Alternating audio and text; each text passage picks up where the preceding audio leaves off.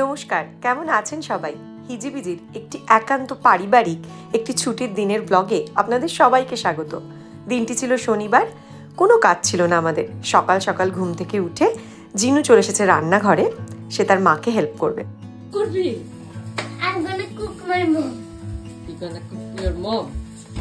মাঝে মধ্যে যেদিন আমরা একটু বেশ সময় ধরে ব্রেকফাস্ট করার সুযোগ পাই, সেদিনই আমার ভজহরি মান্না আমাকে হেল্প করতে চলে আসে।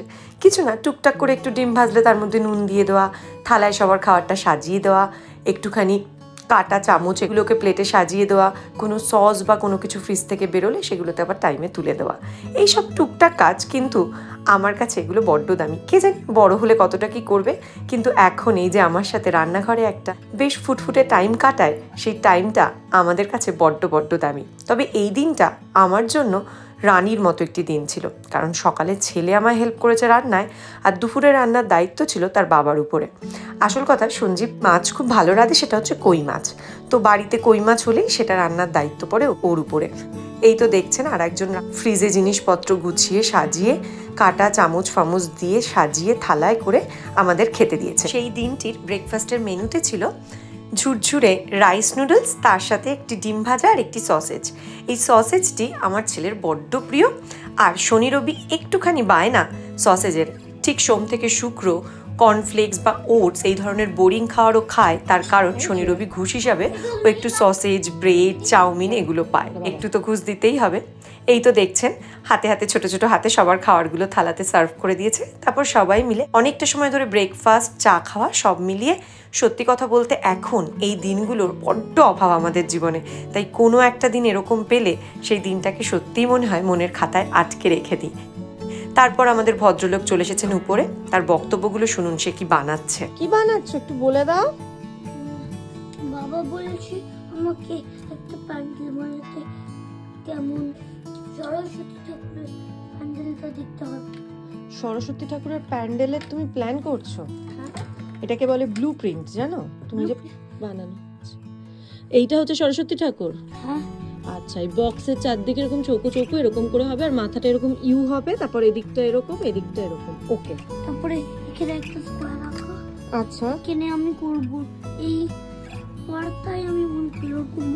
আচ্ছা বুঝুন কাণ্ড, একটা পুজো যেতে না যেতে পরের পুজোর প্ল্যানিং শুরু। কি আর বলবো, সরস্বতী পুজো নিয়ে এবারের ওর এক্সাইটমেন্টটা বড্ড বেশি ছিল। আমরাও চাই ওর এই এক্সাইটমেন্টটা থাকুক। জানি না কেন বারবার মনে হয় আমাদের ছোটবেলায় ঠিক যে বিষয়গুলো আমাদের মধ্যে ছিল, সময়ের চক্রে হয়তো অনেক কিছু পরিবর্তন হবে, তবু তার কিছুটা যদি ওর মধ্যে থেকে যায় আমাদের ছোটবেলাগুলোও বেঁচে থাকবে। দুপুরে মোটামুটি 12টা সাড়ে 12টা নাগাদ আমরা রান্নাঘরে চলে এসেছি। আসলে এত ভারী ব্রেকফাস্ট হয়েছিল যে কিছুতেই আর ইচ্ছা করছিল না অলস সময়টাকে ভেঙে বেরিয়ে রান্নাঘরে কাজ করতে আসার। তবে আমাদের রাঁধুনি কিন্তু খুব টাইমে পাক্কা, সে একদম চলে এসেছে টাইমে, তাই বাধ্য হয়ে আমাকেও আসতে হলো। আমি যদি ওকে কোনো হেল্প করিনি। এখানে না মটরের মতো, কিন্তু মটরের খোসাটা খুললে যেমন মটর থাকে, এখানে খোসাটা খুললে একটু শিমের মতো জিনিস থাকে, শিমের যে বীজগুলো, ওরকম একটা জিনিস পাওয়া যায়, ওটার নামটা আমি ঠিক জানি না। তো ওটা কোনো একটি গণমাধ্যমে দেখেছিলাম যে খুব সুন্দর ওর মধ্যে পোস্ত, সর্ষে আর নারকেলের পেস্ট করে পুরটা ঢুকিয়ে বেসনে চুবিয়ে ভাজা করলে নাকি দারুণ লাগে। তো আমি পাশে পাশে ওটা করলাম, আর ওদিকে কই মাছের ঝালটা করলো। এই ছিল আমাদের মোটামুটি দুপুরের খাবার। তারা বড় বড় রাঁধুনিদের কিন্তু কিছু টেকনিক থাকে, সেই টেকনিকগুলো একটু আপনাদের সাথে শেয়ার করি।